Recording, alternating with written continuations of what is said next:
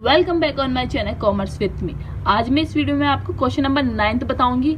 कौन सी बुक है? Cost accounting की बुक है और आरबीडी पब्लिकेशन है। आपको मैंने बुक बता दी थी कि कौन सी बुक है, आपको एक बार फिर से शो कर देती हूँ। ये वाली बुक है आपकी शर्मा शाह मंगल, और इसका मैं क्वेश्चन करवा रही हूँ। थर्ड चैप्टर का कौन सा क्वेश्चन है? ये थर्ड चैप्टर का क्वेश्चन है आपका, 9th क्वेश्चन है। थर्ड चैप्टर का 9th क्वेश्चन ये वाला देखो। ए फैक्ट्री रिक्वायर्स, फैक्ट्री को जरूरत है 1500 unit of an item per month. यहाँ पर मंथ आ गया, ठीक है। अब मैं आपको ये अच्छी से क्लियर नहीं दिखाई दे रहा होगा, मैं आपको बुक कॉपी में बताती हूँ, ठीक है, नोटबुक में। तो ये वाला क्वेश्चन मैंने लिख दिया कि ए फैक्ट्री रिक्वायर 1500 यूनिट रिक्वायर्ड है पर मंथ, महीने के हिसाब से, और ईच कॉस्टिंग, और सबकी कॉस्टिंग कितनी है? 27 है। ऑर्डर कॉस्ट कितना है इसका? 150 है। एंड कैरिंग कॉस्ट कितनी है? 20% है किसका? एवरेज इन्वेंट्री का। अब यहाँ एवरेज इन्वेंट्री का मतलब यहाँ है ये है जो 27 है, ठीक है। जो 27 है उसका क्या होगा? 20% क्या होगा? आपकी कैरिंग कॉस्ट होगी। तो आपको क्या फाइंड करना है? ईओक्यू फाइंड करना है, नंबर ऑफ ऑर्डर कैलकुलेट करना है। और अब आपको यहाँ एक अलग है कि अगर आपको 50% डिस्काउंट मिलता है, 50 पैसा आपको डिस्काउंट मिलता है, और तब आपको उस डिस्काउंट को एक्सेप्ट करना चाहिए या नहीं करना चाहिए, ये आपको इस क्वेश्चन के थ्रू सॉल्व करके बताना है। अपनी कंपनी को बताना है कि आपको डिस्काउंट क्या करना चाहिए, एक्सेप्ट करना चाहिए या नहीं करना चाहिए। अब देखो, ये सबसे टफ वाला क्वेश्चन है और एग्जाम में बार बार पूछा जाता है, तो आप धीरे धीरे वीडियो को पूरी देखना। अगर एक बार समझ में नहीं आए तो दोबारा देखना, अगर फिर भी नहीं आए तो कमेंट में ज़रूर लिखना, पर इस क्वेश्चन को छोड़ना मत। आपको इस क्वेश्चन को क्या करना है? अच्छी तरह करना है, क्योंकि बार बार पूछा जाता है। तो इस चैप्टर में आपको इसे सॉल्व करेंगे तो आपको ओनली 2 फॉर्मूले की ज़रूरत है, एक तो ईओक्यू की और एक टोटल कॉस्ट की। अब सबसे पहले अपन करते हैं कि जब अपन डिस्काउंट नहीं लेते, ठीक है, जब अपन डिस्काउंट नहीं लेते तब आपकी टोटल कॉस्ट कितनी आएगी? तो व्हेन डिस्काउंट नॉट टेकन, ठीक है, जब डिस्काउंट नहीं लेते तो अपन को सबसे पहले क्या करना है? ईओक्यू फाइंड करना है।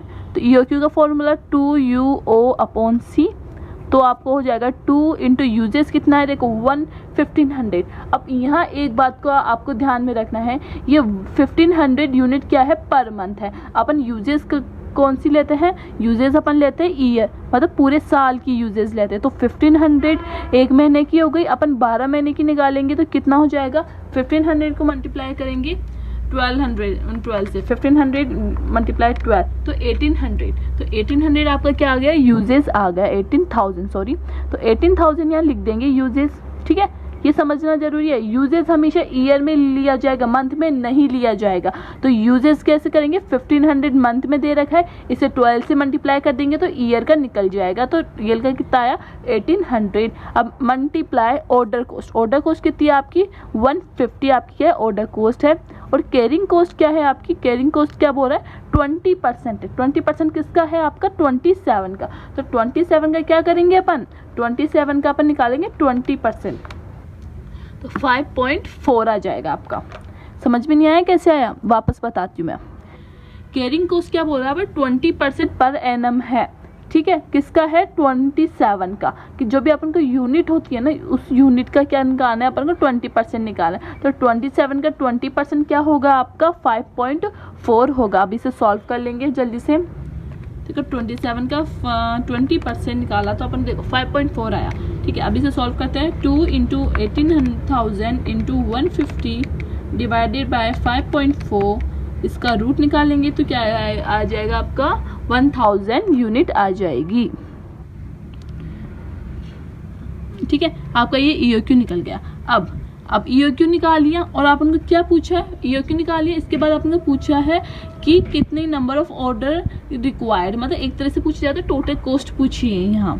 तो टोटल कॉस्ट का फॉर्मूला मैंने क्या बात, यूजेस कितनी है आपकी? 1800। 1800 यहाँ लिख देंगे, 18,000 सॉरी। अब मल्टीप्लाई करेंगे इनटू यूनिट प्राइस कितनी है आपकी? 27। तो 27 यहाँ लिख देंगे, ठीक है। अभी इसे सॉल्व करेंगे। अब आएगा आपका ऑर्डरिंग कॉस्ट का फॉर्मूला क्या है आपका? ऑर्डरिंग कॉस्ट ये रहा, U/EOQ। यू आपका कितना है? आपका U है 1000 यू है डिवाइडेड बाय EOQ। EOQ आपने कैलकुलेट किया था, क्या आया था 1000 यूनिट, तो 1000 यहाँ लिख देंगे into order cost. Order cost कितनी है, मतलब ऑर्डर, तो आपको यहाँ ऑर्डर कोस्ट आ गई आपकी 150, तो 150 यहाँ लिख देंगे। इसे अभी सॉल्व करेंगे। कैरिंग कॉस्ट कैलकुलेट करते हैं अपन पहले। कैरिंग कॉस्ट का फॉर्मूला है आपका EOQ डिवाइडेड बाय 2। EOQ अपन ने फाइंड किया है, कितना आया 1000 यूनिट, तो 1000 यूनिट यहाँ हो गया डिवाइडेड बाय 2, डिवाइडेड बाय 2, तो 2 लिख देंगे यहाँ into carrying cost. Carrying cost अपन ने कैलकुलेट की थी, अभी क्या आया था 5.4 आया था। अब इसे सॉल्व करते हैं फटाफट से। 18,000 इंटू 27 तो क्या आएगा 4,86,000 रुपीज़ आ जाएगा। अब दोबारा सेकंड का 18,000 डिवाइडेड बाय 1000 इंटू 150 तो आएगा 2700, ये आ गया आपका 2700।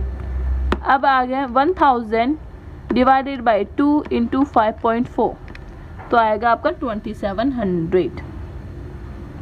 अब इसको अब यहाँ क्या आ गया, इसका टोटल क्या आ गया 4,91,400 इसका टोटल आ गया। अब इसके बाद क्या करेंगे, ये तो क्या बोला अपन, इसमें अगर अपन 50 पैसा डिस्काउंट दे, 50 पैसा डिस्काउंट दे यूनिट प्राइस पे, मतलब 27 रुपीज़ पे अगर 50% डिस्काउंट मिलता है अपन को, तो क्या आपकी टोटल कॉस्ट इससे ज़्यादा आएगी या कम आएगी, ये अपन को पता करना है। वो कैसे पता करेंगे, अब इसके लिए आपको एक बात का ध्यान रखना है।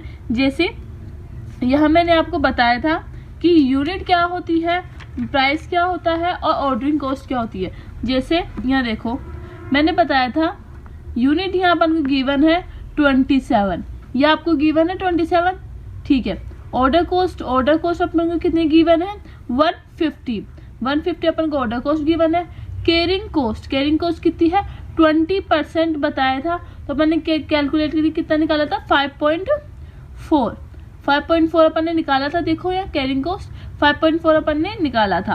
अब इसमें सब हो रहा है कि 50% अगर अपन को डिस्काउंट मिलता है तो उस डिस्काउंट को अपन को एक्सेप्ट करना चाहिए या नहीं करना चाहिए। इसलिए क्या होगा, अपन 50 पैसे का क्या करेंगे, इसका डिस्काउंट दे देंगे।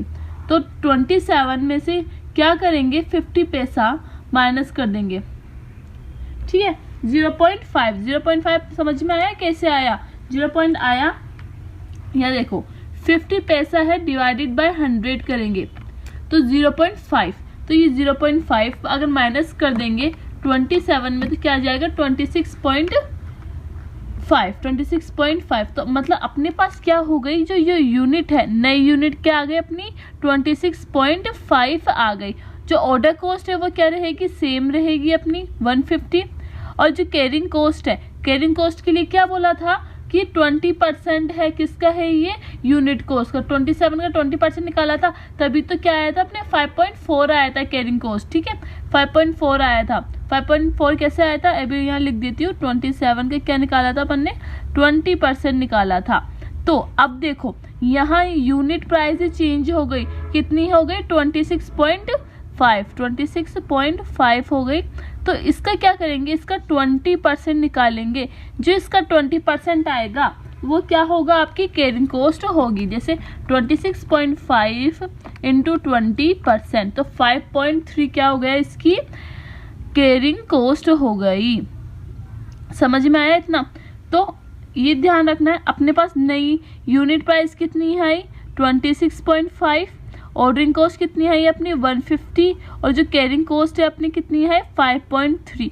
तो आप इससे एज्यूम करेंगे, इसको एज्यूम करने के बाद अपन को क्या निकालना है, अपन को टोटल कॉस्ट निकालनी है, ठीक है। ये बहुत समझने की चीज़ है, ये बहुत हार्ड क्वेश्चन है और ऐसे ही क्वेश्चन पूछे जाते हैं, तो आप ध्यान रखना। अब देखो अपन ने यहाँ तक तो कौन से प्राइस पे निकाली थी, जब यूनिट 27 थी, ठीक है। जब यूनिट 27 थी तब आपकी टोटल कॉस्ट 4,91,400 आई थी। अब आपकी यूनिट कॉस्ट 26.5 है, तो आपकी टोटल कॉस्ट क्या आएगी वो अपन निकालते हैं। देखिए इसमें EOQ निकालने की ज़रूरत नहीं होती, क्योंकि इसमें EOQ गिवन होता है डिस्काउंट का। जैसे 50% डिस्काउंट लेंगे तब आपको EOQ दे दिया 1200, ये 1200 क्या है आपका EOQ है। EOQ क्या है आपका 1200 है, ठीक है। अब ऐसे ही इसी तरह से निकालेंगे अपन इसकी टोटल कॉस्ट निकालेंगे। परचेज